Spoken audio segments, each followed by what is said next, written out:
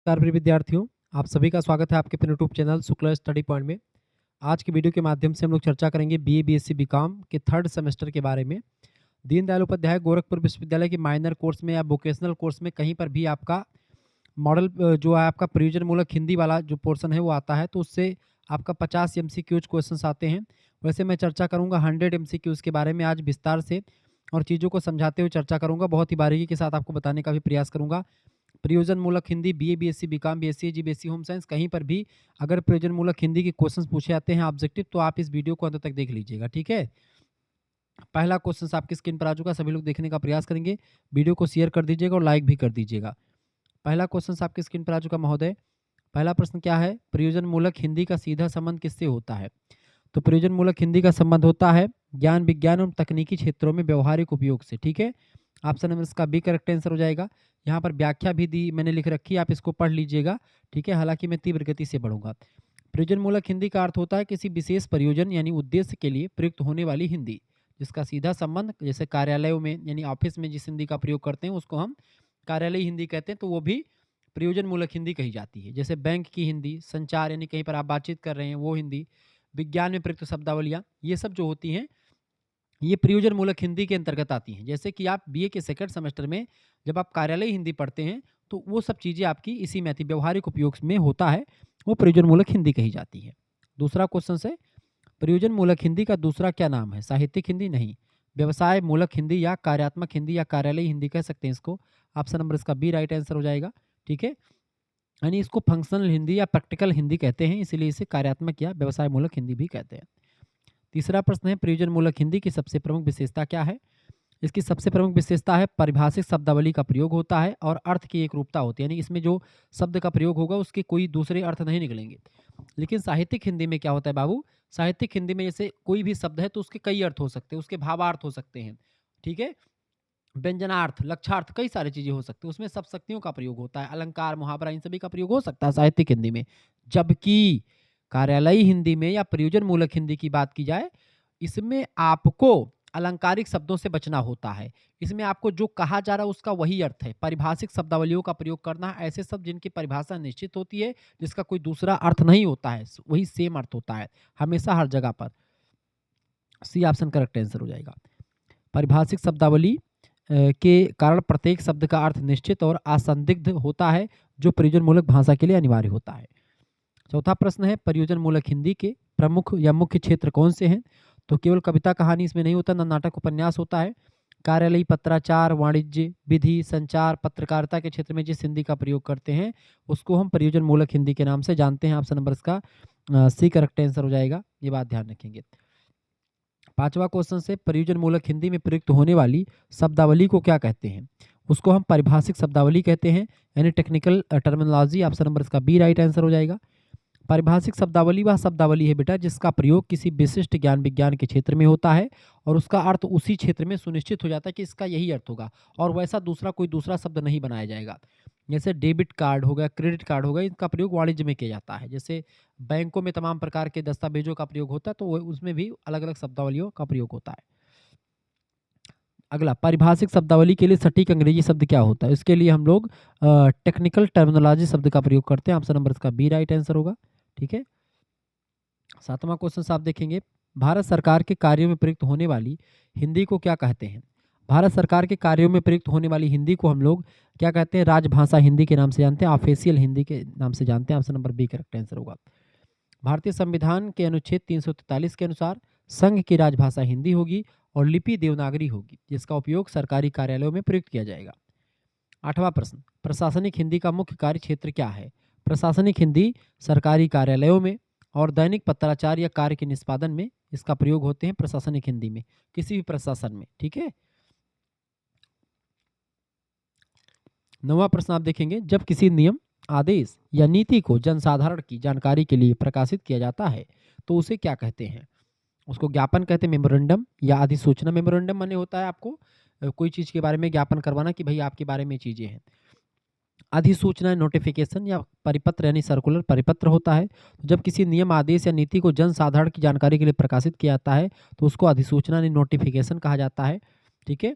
इसका प्रयोग सामान्यतः राजपत्र यानी गजट में सरकारी आदेश वगैरह जो है पास करवाना या फिर नियम या नियुक्ति या नीतियों को प्रकाशित करने के लिए इसका उपयोग किया जाता है। गजट अधिसूचना यानी नोटिफिकेशन। 10वां प्रश्न, सरकारी कार्यालयों में किसी भी विचाराधीन मामले पर कर्मचारियों के द्वारा लिखी गई टिप्पणी को क्या कहते हैं? सरकारी कार्यालय में किसी भी विचाराधीन मामले पर कर्मचारियों के द्वारा लिखी गई टिप्पणी को हम लोग क्या बोलते हैं? टिप्पण कहते हैं। टिप्पण टिप्पण को अंग्रेजी में नोटिंग कहा जाता है, ये बात ध्यान रखेंगे। प्रारूपण क्या होता है बेटा? ड्राफ्टिंग। प्रारूप माने होता है जैसे किसी भी पत्र को लिखने से पहले जो उसका सांचा तैयार करना, पत्र कैसा, पत्र सही लिखेंगे गलत लिखेंगे, यानी उसका कच्चा चिट्ठा तैयार करना, रफ कार्य करना प्रारूपण होता है। प्रतिवेदन मतलब होता है रिपोर्ट तैयार करने से कोई आपने रिपोर्ट मतलब कि ईमेल दिया, कोई काम आपने किया तो उसकी रिपोर्ट प्रस्तुत करना। ठीक है, ये बात ध्यान रखेंगे। आगे देखते हैं 11 नंबर क्वेश्चन आपका आ चुका। किसी विस्तृत सामग्री को लगभग 1/3 शब्दों में सार रूप में प्रस्तुत करने की कला को क्या कहते हैं? तो किसी विस्तृत सामग्री को लगभग 1/3 शब्दों में सार रूप में यानी छोटा करने की प्रक्रिया को हम लोग संक्षेपण कहते हैं। क्या बोलते हैं? संक्षेपण बोलते हैं इसको। ठीक है, ये बात ध्यान रखेंगे। और पल्लवन क्या होता है? पल्लवन इसका विपरीत होता है। एक्सपेंशन जो होता है बेटा, पल्लवन कहते हैं हिंदी में इसको। पल्लवन मतलब होता है जैसे कि कोई जैसे दोहा दिया हुआ है, ठीक है, दोहा को विस्तार से लिखना, ठीक है, या किसी जानकारी को बहुत जैसे बिहारी के दोहों का विस्तार भाव पल्लवन किया जाता है। ठीक है, तो पल्लवन माने होता है कोई छोटी लाइन लिखी है, कोई मुहावरा लिखा है, कोई लोकोक्ति लिखी है, उसका विस्तार से व्याख्या करना, वो पल्लवन होता है। ठीक है, और संक्षेपण क्या होता है? किसी बड़ी विषय वस्तु को छोटा करके लिखना, जैसे कि किसी उपन्यास का सारांश लिखना। ठीक है, ये बात तो संक्षेपण वो होता है। क्लियर ये बात। और ये मूल पाठ का 1/3 होता है, यानी कि कम से कम 33% लिखा होना चाहिए। जैसे 100 पेज में है तो 30 पेज या 33 पेज में आपको लिखना है। संक्षेपण का मुख्य उद्देश्य क्या होता है? समय की बचत होती है इससे, और मुख्य विचारों का तुरंत समझना, यानी कि जैसे संक्षेपण में क्या होता है? मेन यानी सार सार को गहलियो थोथा दिए उड़ाए, ये वाला सिस्टम होता है। जो मेन जान, इसे अधिकारियों के पास समय थोड़ी होता है इतना ज़्यादा कि पूरा का पूरा पेपर दिन भर की न्यूज़ पढ़ें। बस वो एक थोड़ा सा जो है मेमोर इनको जो है संक्षेपण तैयार करके संक्षेप करता दे देता है कि भाई ये आज का पूरा जानकारी है। तो की पॉइंट बेसिकली जो की पॉइंट होता है, समय की बचत होती है। सरकारी और व्यावसायिक कार्यों में संक्षेपण से अधिकारियों का समय बचता है और वे कम समय में फाइल के मूल विषय तक को जान पाते हैं और चीज़ों को समझ पाते हैं। 13 नंबर, किसी सूक्ति, कहावत या भाव को विस्तार से समझाना जिससे उसका अर्थ स्पष्ट हो जाए, उसको क्या कहते हैं? उसको हम पल्लवन कहते हैं, एक्सपेंशन कहते हैं अंग्रेजी में, भाव का पल्लवन करना। ठीक है, पल्लवन या विस्तारण किसी संक्षिप्त विचार या लोकोक्ति के मूल भाव को तार्किक उदाहरणों और तर्कों के साथ विस्तृत तरीके से समझाया जाता है। 14 नंबर क्वेश्चन आप देखेंगे। एक भाषा की सामग्री को दूसरी भाषा में समतुल्य अर्थ के साथ प्रस्तुत करने की प्रक्रिया को क्या कहते हैं? उसको हम बोलते हैं अनुवाद। Option number C correct answer हो जाएगा। अगला क्वेश्चन आपका आ चुका है। जिस भाषा से अनुवाद किया जाता है उसे क्या कहते हैं? तो जिस भाषा से अनुवाद करते हैं उसको हम स्रोत भाषा, और जिस भाषा में अनुवाद करते हैं उसको लक्ष्य भाषा। तो जिस भाषा में अनुवाद करना है वो लक्ष्य भाषा होती है, जिस भाषा का अनुवाद करना है वो, या जिस भाषा से अनुवाद करना है उसको स्रोत भाषा कहते हैं। 16 नंबर, वाणिज्य के क्षेत्र में प्रयुक्त होने वाली हिंदी को क्या कहते हैं? तो वाणिज्य के क्षेत्र में प्रयुक्त होने वाली हिंदी को वाणिज्यिक हिंदी या व्यावसायिक हिंदी के नाम से जानते हैं। इसका सी ऑप्शन करेक्ट आंसर हो जाएगा। 17 नंबर प्रश्न, डेबिट के लिए सही पारिभाषिक हिंदी शब्द क्या हो जाएगा? डेबिट मतलब होता है जो है क्या? नामे या नाम। ठीक है, ऑप्शन नंबर इसका बी करेक्ट आंसर हो जाएगा। यानी लेखांकन और बैंकिंग में डेबिट के लिए नामे या नाम पक्ष का प्रयोग किया होता है, जबकि क्रेडिट के लिए जमा या जमा पक्ष का प्रयोग होता है। ठीक है, 18 नंबर प्रश्न आपका आ चुका है। चेक के लिए परिभाषिक हिंदी शब्द क्या है? चेक के लिए, तो चेक के लिए हिंदी परिभाषिक शब्द कौन सा है आपका? चेक पत्र होता है। ऑप्शन नंबर इसका बी राइट आंसर हो जाएगा। यानी हालांकि चेक शब्द हिंदी में भी व्यापक रूप से प्रयुक्त होता है, लेकिन इसका सही परिभाषिक रूप चेक पत्र है, जिसका प्रयोग व्यवहार बैंक व्यवहार में होता है। अगला क्वेश्चन से 19 नंबर प्रश्न, बैंक में खाता खोलने या पैसे निकालने के लिए जिस फॉर्म का उपयोग किया जाता है उसमें किस प्रकार की हिंदी का प्रयोग किया जाता है? तो बैंक में खाता खोलने या पैसे निकालने के लिए जिस फॉर्म का प्रयोग किया जाता है उसमें किस प्रकार की हिंदी का प्रयोग करते हैं? उसमें हम सरल और बोधगम्य प्रयोजनमूलक हिंदी का प्रयोग करते हैं। इसका बी ऑप्शन बिल्कुल राइट आंसर हो जाएगा। 20 नंबर क्वेश्चन आप देखेंगे। बैलेंस शीट के लिए सही पारिभाषिक शब्द क्या होगी? बैलेंस शीट के लिए हिंदी में परिभाषित शब्द होगी तुलन पत्र या स्थिति विवरण, इसको कह सकते हैं। बी ऑप्शन करेक्ट आंसर हो जाएगा। बैलेंस शीट एक वित्तीय विवरण होता है जो किसी विशिष्ट समय पर किसी कंपनी की संपत्ति, देनदारियों या और इक्विटी सार को प्रस्तुत करता है, जिसे हिंदी में तुलन पत्र कहते हैं। 21 नंबर प्रश्न, पत्रकारिता में समाचारों के संकलन और प्रस्तुतिकरण के लिए किस शैली का हिंदी में प्रयोग करते हैं? तो शैली होती है आपकी तथ्यात्मक या अस्पष्ट शैली की हिंदी। सी ऑप्शन इसका राइट आंसर होगा।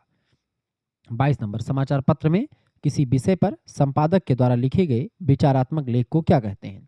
तो समाचार पत्र में किसी विषय पर संपादक के द्वारा लिखे गए विचारात्मक लेख को हम लोग संपादकीय कहते हैं, एडिटोरियल। ठीक है, option number editorial, option number इसका सी करेक्ट आंसर होगा।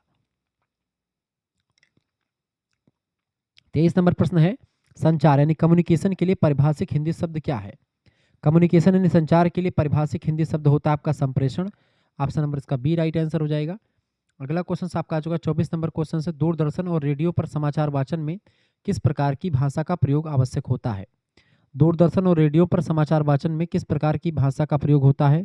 तो होता है आपका मानक, शुद्ध और श्रव्यता हिंदी का प्रयोग होता है।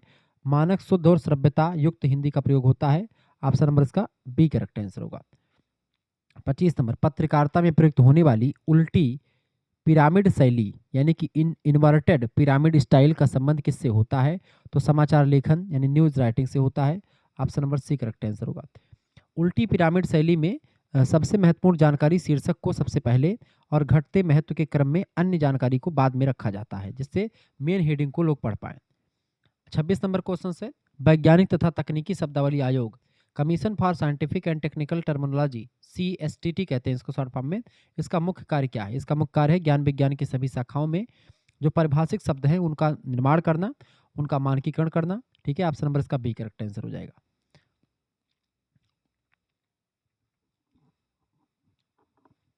27 नंबर प्रश्न है, ऑक्सीजन के लिए सही परिभाषिक शब्द हिंदी में क्या होगा?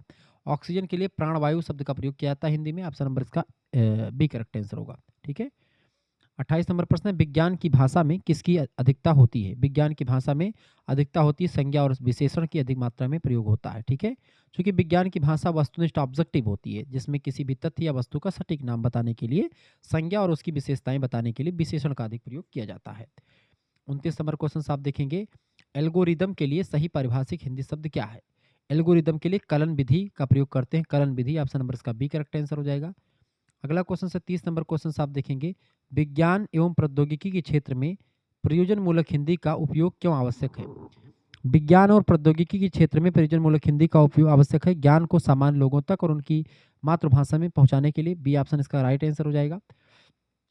31 नंबर प्रश्न है आपका, विधि यानी लॉ के क्षेत्र में प्रयुक्त हिंदी को क्या कहते हैं? तो उसको हम लोग विधिक हिंदी कहते हैं। ऑप्शन नंबर इसका कार्यालय हिंदी, मतलब उसको विधिक हिंदी कहते हैं। Option number B correct answer होगा। जिसमें हम कानूनी दस्तावेज में तमाम सारी शब्दावलियों को देखते हैं, वो सब इसमें आती हैं। एफिडेविट के लिए सही परिभाषिक हिंदी शब्द क्या होगा? एफिडेविट के लिए शपथ पत्र का प्रयोग हिंदी में प्रयोग करते हैं। शपथ पत्र परिभाषिक शब्द है ये। एफिडेविट एक कानूनी दस्तावेज होता है जिसमें व्यक्ति स्वेच्छा से शपथ लेकर के किसी तथ्य की सत्यता की घोषणा करता है। 33 नंबर प्रश्न, अपील यानी कानूनी संदर्भ के लिए सही परिभाषिक हिंदी शब्द क्या है? कानूनी संदर्भ के लिए सही परिभाषिक हिंदी शब्द क्या होता है बेटा? होती अपील यानी याचिका। ऑप्शन नंबर इसका बी राइट आंसर हो जाएगा। ठीक है, 34 नंबर क्वेश्चन आपका आ चुका है, शिक्षा के क्षेत्र में प्रयुक्त होने वाली हिंदी का प्रमुख उद्देश्य क्या है? शिक्षा के क्षेत्र में प्रयुक्त होने वाली हिंदी का प्रमुख उद्देश्य क्या होता है? पाठ्यक्रम निर्माण, शिक्षण तथा मूल्यांकन में सहायता करना। ऑप्शन नंबर इसका बी राइट आंसर हो जाएगा। आगे देखते हैं अगला क्वेश्चन 35 नंबर प्रश्न है, बजट के लिए सही परिभाषिक हिंदी शब्द क्या है? बजट के लिए आय व्यय शब्द का प्रयोग करते हैं। बजट ही शब्द का प्रयोग वैसे जनरली होता है। Option number C correct answer हो। बजट का मतलब होता है चमड़े का थैला।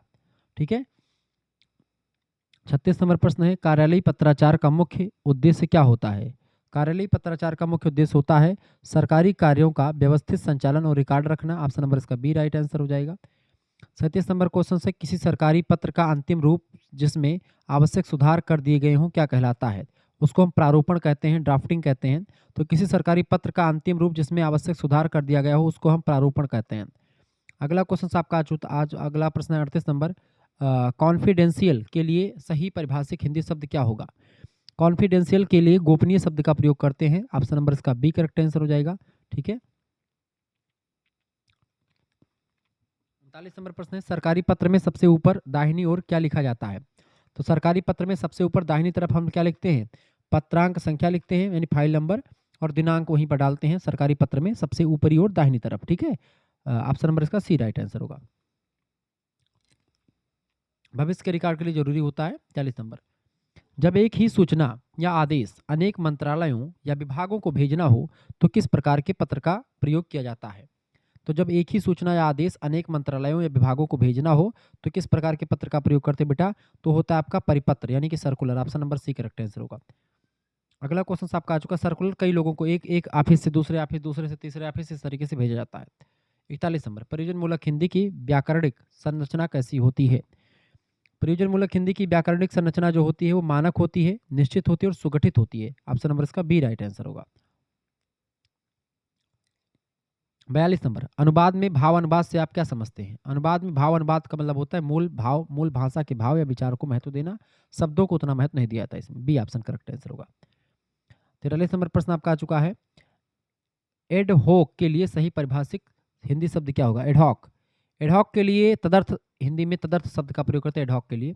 Option number B correct answer होगा। तदर्थ जो होता है किसी विशिष्ट उद्देश्य या समय के लिए बनाया गया एक नियुक्त किया गया होता है एडहॉक, जिसके कहते हैं एडहॉक पे है ये प्रोफेसर, ठीक है, तो वो चीजें। 44 नंबर पर क्वेश्चन, 44 नंबर पर प्रश्न आपका आ चुका है। 44 नंबर क्वेश्चन आप देखेंगे। 44 नंबर प्रश्न आपका, गजट के लिए सही परिभाषित हिंदी शब्द क्या है? गजट के लिए सही परिभाषित हिंदी शब्द आपका होता है राजपत्र। ऑप्शन नंबर इसका सी करेक्ट आंसर हो जाएगा, ठीक है। 45 नंबर प्रश्न, संक्षेपण में किस पुरुष का प्रयोग करना चाहिए? तो संक्षेपण लिखते समय हमको तृतीय पुरुष वह वे हम का प्रयोग करना चाहिए। संक्षेपण में वस्तुनिष्ठता बनाए रखने के लिए हमेशा तृतीय पुरुष का प्रयोग करना चाहिए, तृतीय पुरुष शैली का, ठीक है। खास करके वह और वे का प्रयोग करना चाहिए। 46 नंबर प्रश्न है, पीएसी पब्लिक अकाउंट कमेटी के लिए सही परिभाषित हिंदी शब्द क्या होगा? पब्लिक यानी पीएसी पब्लिक अकाउंट्स कमेटी के लिए हिंदी में प्रयोग करेंगे लोक लेखा समिति। लोक लेखा समिति बी ऑप्शन में दिया है, बिल्कुल करेक्ट आंसर हो जाएगा आपका। 47 नंबर, बाउचर के लिए सही परिभाषित हिंदी शब्द क्या होगा? बाउचर के लिए शब्द का प्रयोग होगा प्रमाणक, हिंदी में प्रमाणक कहेंगे उसको। ऑप्शन नंबर इसका सी करेक्ट आंसर होगा। 48 नंबर क्वेश्चन आपका आ चुका है, अर्ध सरकारी पत्र जिसको डीओ कहते हैं किस लिए लिखा जाता है? अर्ध सरकारी पत्र जो है समान स्तर के अधिकारियों के बीच व्यक्तिगत एवं अनौपचारिक ढंग से संवाद करने के लिए प्रयोग करते हैं। जैसे कि समान स्तर के अधिकारी हैं, एक ऑफिस के दूसरे ऑफिस में या एक ही ऑफिस के दो अधिकारी हैं, तो आपस में बातचीत करने, पर्सनल बात करने के लिए कर सकते हैं। तो ये आपका अनौपचारिक पत्र होता है। अनौपचारिकता इसमें होती है यानी कि इसमें ऑफिस का काम हो सकता है बट और कोई चीज़ें जानकारी होती है, लेकिन एक ऑफिस से दूसरे ऑफिस के नाम पर नहीं बल्कि एक ऑफिस के कर्मचारी से दूसरे ऑफिस के कर्मचारी को लिखा जाता है, उसको अर्ध सरकारी पत्र कहते हैं, semi official letter.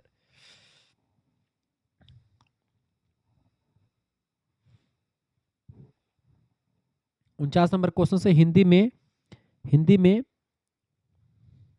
Feasibility report के लिए प्रयुक्त पारिभाषिक शब्द क्या है? तो इसके लिए प्रयुक्त शब्द कौन सा होता है आपका? साध्यता रिपोर्ट या व्यवहार्यता रिपोर्ट हिंदी में कहते हैं। ऑप्शन नंबर इसका बी राइट आंसर हो जाएगा। 50 नंबर क्वेश्चन से आपका, पत्रकारिता में बीट से क्या तात्पर्य होता है? पत्रकारिता में बीट शब्द से क्या मतलब होता है? बीट का मतलब होता है पत्रकार के कार्यक्षेत्र का विषय क्षेत्र, जैसे राजनीति, खेल या अपराध, किससे संबंधित पत्रकार है उसी को बीट कहते हैं। सी ऑप्शन करेक्ट आंसर होगा। बीट वह क्षेत्र है जिसके समाचारों को एकत्र करने और कवर करने की जिम्मेदारी किसी एक पत्रकार को सौंपी जाती है कि भाई आप खेल वाला देख लो, आप क्राइम वाला देख लो, आप राजनीति वाला देख लो, ऐसे। 51 नंबर क्वेश्चन से आपका, ड्राफ्टिंग यानी प्रारूपण में सबसे अधिक ध्यान देने योग्य बात क्या है? प्रारूपण में सबसे अधिक ध्यान देने की बात होती है जब भी आप प्रारूप तैयार कर रहे हैं तो उसमें स्पष्टता हो, संक्षिप्तता हो और मतलब नियम के तहत हो, जो है संगतता हो। ऑप्शन नंबर इसका बी करेक्ट आंसर होगा। 52 नंबर क्वेश्चन आपकी स्क्रीन पर आ चुका, फटाफट से आप देखेंगे। प्रश्न है, उपचार के लिए सही अंग्रेजी परिभाषित शब्द क्या होगा? उपचार के लिए ट्रीटमेंट शब्द का प्रयोग करेंगे। ऑप्शन नंबर इसका बी करेक्ट आंसर हो जाएगा। 53 नंबर प्रश्न है, अगला क्वेश्चन आपका आ चुका है। प्रश्न है, एडजॉर्नमेंट कानूनी संदर्भ में इसका प्रयोग करते हैं, इसका हिंदी में क्या शब्द होता है? इसको मतलब होता है स्थगन करना। ऑप्शन नंबर इसका बी करेक्ट आंसर होगा। 54 नंबर प्रश्न आपका आ चुका, संचार माध्यमों में गेट कीपर की भूमिका कौन निभाता है? तो संचार माध्यमों में गेट कीपर की भूमिका निभाते हैं संपादक या समाचार नियंत्रक। ऑप्शन नंबर इसका बी राइट आंसर हो जाएगा। 55 नंबर प्रश्न, लियाबिलिटी लिएबिलिटी के लिए सही परिभाषित हिंदी शब्द क्या होगा? लिएबिलिटी का मतलब होता है देयता या देनदारी को लिएबिलिटी बोलते हैं, ठीक है। किसी व्यक्ति या कंपनी के द्वारा दूसरे को दिए ऋण या दायित्व को दर्शाता है ये लिएबिलिटी। 56 नंबर प्रश्न, प्रयोजन मूलक हिंदी में प्रयुक्त होने वाली शब्दावली का मुख्य स्रोत क्या होता है? संस्कृत, हिंदी की मूल शब्दावली और विदेशी शब्द। बिल्कुल, ऑप्शन नंबर इसका बी करेक्ट आंसर होगा। ये सारे शब्दों का प्रयोग करके बनाए जाते हैं। अगला क्वेश्चन 57 नंबर प्रश्न, राजभाषा नियम 1976 किस अधिनियम के अंतर्गत बने थे? तो ये राजभाषा अधिनियम 1963 के अंतर्गत बने थे। ऑप्शन नंबर इसका सी राइट आंसर हो जाएगा। अगला क्वेश्चन आपका आ चुका है 58 नंबर, बाय लाइन का संबंध किस क्षेत्र से है? तो बाय लाइन या बे लाइन का संबंध जो है ये पत्रकारिता से होता है। बे लाइन का संबंध पत्रकारिता में बे लाइन जो होता है, लेख के नीचे वह पंक्ति होती है जिसमें संवाददाता यानी रिपोर्टर का नाम लिखा होता है। 59 नंबर क्वेश्चन आपका आ चुका है, इंडिमिनिटी। इंडिमिनिटी के लिए सही परिभाषिक हिंदी शब्द क्या होगा? इंडिमिनिटी के लिए सही परिभाषिक हिंदी शब्द जो हो जाएगा आपका, हो जाएगा आपका क्षतिपूर्ति। ऑप्शन नंबर इसका सी राइट आंसर होगा। अगला क्वेश्चन से आपका 60 नंबर, किस प्रकार के अनुवाद में मूल भाषा के वाक्यों को लक्ष्य भाषा में वाक्यों के क्रम के अनुसार ही रखा जाता है? वो आपका कौन सा होता है? आपका शब्द अनुवाद या अक्षर अनुवाद बोलते हैं उसको। शब्द अनुवाद में शब्दों और वाक्यों के क्रम को यथासंभव बनाए रखने का प्रयास किया जाता है, जो कभी कभी अस्वाभाविक भी लगता है। 61 नंबर क्वेश्चन आप देखेंगे, प्रश्न आपका आ चुका है, इंडोर्समेंट के लिए सही परिभाषिक हिंदी शब्द क्या हो जाएगा? तो हो जाएगा पृष्ठांकन। Option number B correct answer हो जाएगा। मैं आपको बता दूं कि हिंदी साहित्य की बीए सेकंड सेमेस्टर की अगर आप वीडियो ऑब्जेक्टिव वाली हमारे देख लेंगे, कार्यालय हिंदी और कंप्यूटर वाली, या आप हिंदी अनुवाद वाली वीडियो देख लेंगे, तो आपके परीक्षा में आएगा। तो आप प्रयास करिएगा कि हमारे चैनल पर जो और वीडियोस पड़ी हुई हैं हिंदी साहित्य की, कार्यालय हिंदी और कंप्यूटर वाली, आप उस वीडियो को देख लीजिएगा, वहां से बहुत सारे प्रश्न आपकी परीक्षा में आएंगे। अगला प्रश्न, भारत के संविधान में राजभाषा संबंधी प्रावधान किस भाग में किए गए हैं? तो भाग 17 में किए गए हैं। अनुच्छेद 343 से 351 तक पूरा राजभाषा के बारे में ही बताया गया है। ठीक है, 343 से 351 तक राजभाषा संबंधित प्रावधान किए गए। 63 नंबर, मेमो या मेमोरेंडम के लिए सही परिभाषिक हिंदी शब्द क्या हो जाएगा? इसको बोलते हैं ज्ञापन। मेमोरेंडम को हिंदी में ज्ञापन कहते हैं। ऑप्शन नंबर इसका ए करेक्ट है। पत्र को लेटर कहते हैं, परिपत्र को सर्कुलर कहते हैं अंग्रेजी में। 64 नंबर, रेजुलेशन यानी सरकारी संदर्भ में रेजुलेशन के लिए सही परिभाषिक हिंदी शब्द क्या हो जाएगा? रेजुलेशन को बोलते हैं संकल्प। ऑप्शन नंबर इसका सी करेक्ट आंसर हो जाएगा। ठीक है, किसी प्रशासनिक निकाय के द्वारा लिया गया औपचारिक निर्णय ही रेजुलेशन होता है। पोर्टफोलियो के लिए सही परिभाषिक हिंदी शब्द क्या होगा? पोर्टफोलियो को कार्यभार कहते हैं। ऑप्शन नंबर इसका बी करेक्ट आंसर होगा। 66 नंबर क्वेश्चन से आपका, पत्रकारिता में एडिटोरियल क्या होता है? पत्रकारिता में वह विज्ञापन जो समाचार लेख जैसा दिखता है उसी को एडिटोरियल बोलते हैं। एडिटोरियल एक प्रकार का भुगतान किया गया प्रचार सामग्री यानी पेड कंटेंट होता है, जिसे पाठक को समाचार लेख की तरह भ्रमित करने के लिए डिजाइन किया जाता है।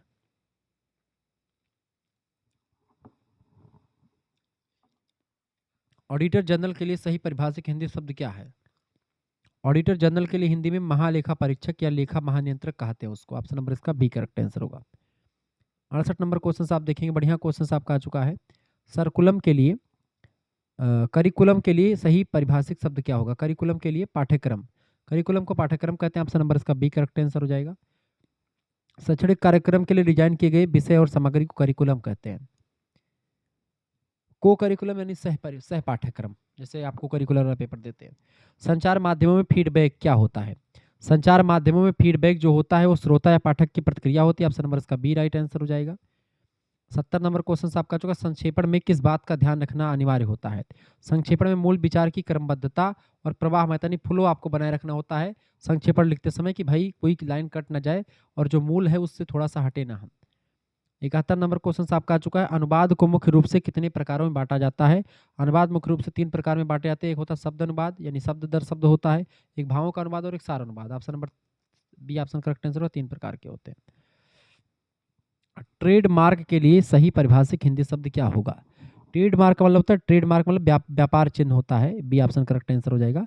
ट्रेडमार्क किसी उत्पाद या सेवा को दूसरों से अलग पहचान दिलाने वाला एक चिन्ह होता है। 73 नंबर क्वेश्चन आपका आ चुका है। प्रश्न आपका, गजट हॉलीडे के लिए सही परिभाषिक हिंदी शब्द क्या होगा? इसको बोलेंगे राजपत्रित अवकाश। ऑप्शन नंबर बी में दिया राजपत्रित अवकाश, करेक्ट आंसर हो जाएगा आपका राजपत्रित अवकाश। ठीक है, प्रश्न आपका आ चुका 74 नंबर, कौरम के लिए हिंदी परिभाषिक शब्द क्या हो जाएगा? इसके लिए बोलते हैं गणपूर्ति, इसको बोलते हैं। ठीक है, गणपूर्ति मतलब होता है किसी बैठक या कार्यवाही को वैध बनाने के लिए आवश्यक सदस्यों की न्यूनतम संख्या को कोरम बोलते हैं, गणपूर्ति बोलते हैं। 75 नंबर, मॉर्टेक के लिए सही परिभाषिक हिंदी शब्द क्या हो जाएगा? मॉर्टेज या मॉर्टेक के लिए इसका मतलब होता है आपका बंधक, ठीक है, इसको बोलते हैं बंधक, एक कानूनी समझौता है जिसके तहत ऋणदाता को उधारकर्ता की संपत्ति पर अधिकार प्राप्त होता है जब तक कि ऋण चुकाया न जाए। 76 नंबर प्रश्न आपका आ चुका, प्रयोजन मूलक हिंदी में प्रयुक्त तकनीकी शब्दावली का मुख्य आधार क्या है, बताएं। फटाफट से आप बताने का प्रयास करेंगे, इसका राइट आंसर क्या हो जाएगा।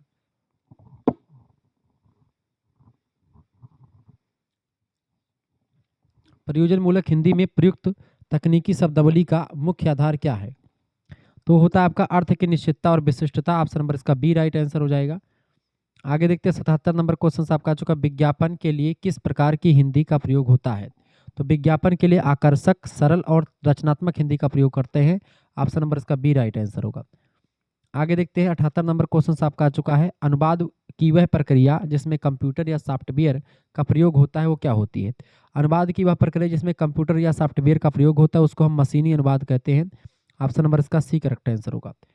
अगला क्वेश्चन 79 नंबर देखेंगे, अमेंडमेंट के लिए परिभाषिक हिंदी शब्द क्या हो जाएगा। अमेंडमेंट को बोलते हैं संशोधन। Option number B correct answer हो जाएगा, बदलाव करना। 80 नंबर प्रश्न है, राजभाषा हिंदी किस अनुच्छेद के अंतर्गत संघ की राजभाषा है, तो अनुच्छेद 343 में कहा गया है, ठीक है, 343 के 1 में कहा गया है कि संघ की राजभाषा हिंदी होगी और लिपि देवनागरी होगी। 81 नंबर प्रश्न है आपका, डेपुटेशन के लिए सही परिभाषिक हिंदी शब्द क्या होगा।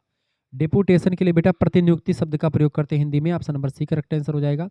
अगला क्वेश्चन आपका आ चुका 82 नंबर प्रश्न है, बैलेंस ऑफ ट्रेड के लिए सही परिभाषिक हिंदी शब्द क्या है। बैलेंस ऑफ ट्रेड के लिए सही परिभाषिक हिंदी शब्द क्या होगा बेटा, इसका शब्द होगा आपका व्यापार शेष। ऑप्शन नंबर इसका बी करेक्ट आंसर हो जाएगा। अगला क्वेश्चन आपका आ चुका 83 नंबर प्रश्न है, प्रयोजन मूलक हिंदी में भाषा कैसी होनी चाहिए। प्रयोजन मूलक हिंदी की भाषा जो है आपकी वस्तुनिष्ठ यानी कि ऑब्जेक्टिव होनी चाहिए। ऑप्शन नंबर इसका बी राइट आंसर हो जाएगा। 84 नंबर क्वेश्चन आपका आ चुका है, अक्योर्ड इंटरेस्ट के लिए सही परिभाषिक हिंदी शब्द क्या हो जाएगा, वो हो जाएगा आपका उपार्जित ब्याज। सी ऑप्शन इसका राइट आंसर हो जाएगा। पत्रकारिता में फीचर क्या होता है, पत्रकारिता में फीचर क्या होता है, फीचर माने होता है समाचार के अलावा किसी विषय पर रोचक, सुविचारित और विस्तृत आलेख को हम लोग क्या बोलते हैं, उसी को फीचर कहा जाता है। 86 नंबर प्रश्न आपका आ चुका, हिंदी में पेटेंट के लिए सही परिभाषिक शब्द क्या हो जाएगा। पेटेंट के लिए एकस्व शब्द का प्रयोग करते हैं हिंदी में। Option number B right answer हो जाएगा। 87 नंबर प्रश्न है आपका, एजेंडा के लिए सही परिभाषिक हिंदी शब्द क्या होगा। एजेंडा के लिए कार्यसूची शब्द का प्रयोग करते हैं, इसका बी ऑप्शन करेक्ट आंसर हो जाएगा आपका। अगला क्वेश्चन आपका आ चुका 88 नंबर, अनुवाद में प्रूफ रीडिंग का क्या महत्व होता है। अनुवाद में प्रूफ रीडिंग का महत्व होता है आपका अनुदित पाठ में वर्तनी यानी कि स्पेलिंग और व्याकरण की जो त्रुटियां होती हैं उसको सही करने के लिए इसका प्रयोग किया जाता है, ये बात आप ध्यान रखेंगे, ठीक है। ऑप्शन नंबर इसका बी करेक्ट आंसर होगा। 89 नंबर क्वेश्चन आपका आ चुका, सरकारी पत्राचार में सादर के साथ पत्र का समापन करने वाला वाक्यांश क्या होता है, तो होता है आपका भवदीय या आपका विश्वासी, ठीक है, या आपका विश्वास पत्र। सरकारी पत्राचार में सादर के लिए समापन करते समय ये वाक्यांश भवदीय या आपका विश्वासी शब्द का प्रयोग करते हैं, योर ओबेडेंटली या योर सिंसियरली या योर फेथफुली। कॉपीराइट के लिए हिंदी में परिभाषिक शब्द क्या है। कॉपीराइट के लिए शब्द होता है आपका प्रतिलिप्याधिकार, ठीक है। Option number B correct answer हो जाएगा। 91 नंबर प्रश्न आपका आ चुका है, एडमिनिस्ट्रेटिव जो है सैंक्शन के लिए हिंदी में परिभाषिक शब्द क्या हो जाएगा। प्रशासनिक स्वीकृति इसको बोलेंगे। Option number C correct answer हो जाएगा। परिभाषिक शब्द है ये सब। प्रोटोकॉल सरकारी संदर्भ में, इसके लिए सही परिभाषिक हिंदी शब्द क्या होगा। शिष्टाचार या आचार संहिता बोलते हैं प्रोटोकॉल को। ऑप्शन नंबर इसका बी करेक्ट आंसर हो जाएगा। अगला क्वेश्चन 93 नंबर प्रश्न आपकी स्क्रीन पर आ चुका, विज्ञान में हाइपोथेसिस के लिए सही परिभाषिक हिंदी शब्द क्या होगा। हाइपोथेसिस को परिकल्पना कहते हैं हिंदी में। ऑप्शन नंबर इसका सी करेक्ट आंसर होगा, यानी किसी भी नियम को करने से पहले, किसी खोज या शोध को करने से पहले हम एक तैयार कर लेते हैं साचा। किसी वैज्ञानिक जांच या प्रयोग से पहले दिया गया अस्थायी प्रस्ताव या व्याख्या ही परिकल्पना होती है। 94 नंबर क्वेश्चन आप देखेंगे, किसी व्यक्ति के द्वारा अपनी भावनाओं को प्रकट करने वाली भाषा की शैली कौन सी होती है, तो है आपका सृजनात्मक हिंदी। ऑप्शन नंबर इसका बी राइट आंसर हो जाएगा। आगे बढ़िएगा, सृजनात्मक हिंदी या क्रिएटिव हिंदी का उपयोग साहित्य, कविता और कहानियों में होता है जो भावनाओं को व्यक्त करती है। 95 नंबर प्रश्न आपका, एडवांस वित्तीय संदर्भ में एडवांस शब्द का प्रयोग करते हैं। सही परिभाषिक हिंदी ये इसका एडवांस माने तो अग्रिम। Option number B correct answer होगा, ठीक है। 96 नंबर प्रश्न आपका, संचार का सबसे महत्वपूर्ण तत्व क्या है। संचार का सबसे महत्वपूर्ण आपका तत्व होता है आपका संदेश। ऑप्शन नंबर इसका बी राइट आंसर हो जाएगा। अगला क्वेश्चन 97 नंबर प्रश्न आपका आ चुका है। वाणिज्य संदर्भ में इसके लिए सही परिभाषित हिंदी शब्द क्या हो जाएगा? ठीक है, कोटेशन, कोटेशन को बोलते हैं, कोटेशन को दर बोलते हैं। ऑप्शन नंबर इसका बी करेक्ट आंसर हो जाएगा। अगला क्वेश्चन आपके स्क्रीन पर आ चुका है 98 नंबर। सरकारी पत्र में विषय यानी सब्जेक्ट कहाँ पर लिखा जाता है? सरकारी पत्र में सब्जेक्ट यानी विषय जो होता है संबोधन या महोदय के नीचे से ठीक नीचे जो है विषय लिखा जाता है। ऑप्शन नंबर इसका बी करेक्ट आंसर हो जाएगा। विषय को संबोधन से पहले लिखा जाता है ताकि प्राप्तकर्ता को एक नज़र में पत्र की सामग्री का पता चल जाए।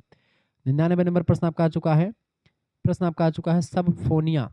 विधिक संदर्भ में सबफोनिया शब्द का प्रयोग करते हैं। सबफोनिया, सबफोनिया इसका मतलब होता है आपका समन। ऑप्शन नंबर इसका सी करेक्ट आंसर हो जाएगा। ठीक है, समन एक कानूनी आदेश होता है जो किसी व्यक्ति को गवाह के रूप में न्यायालय में उपस्थित होने का निर्देश देता है। 100 नंबर क्वेश्चन और लास्ट प्रश्न, प्रयोजनमूलक हिंदी में प्रयुक्त शब्दों में किस गुण का होना अनिवार्य होता है? तो प्रयोजनमूलक हिंदी में प्रयुक्त शब्दों में खास करके अर्थ की स्पष्टता होनी चाहिए और तभी वो एक प्रकार से उसमें शामिल हो पाएगा। प्रयोजनमूलक भाषा प्राथमिक उद्देश्य कार्य करना और जिसका लिए अर्थ की स्पष्टता बहुत जरूरी होती है, क्योंकि इसमें अर्थ क्लियर होते पारिभाषिक शब्दों का प्रयोग इसमें किया जाता है। ठीक है, तो हमने जो है आधे घंटे में पूरा विस्तार से समझ लिया, 100 प्रश्नों के बारे में विस्तार से देख लिया। मिलते हैं फिर नेक्स्ट वीडियो में, तब तक के लिए जय हिंद जय भारत। आप सभी का बहुत बहुत धन्यवाद।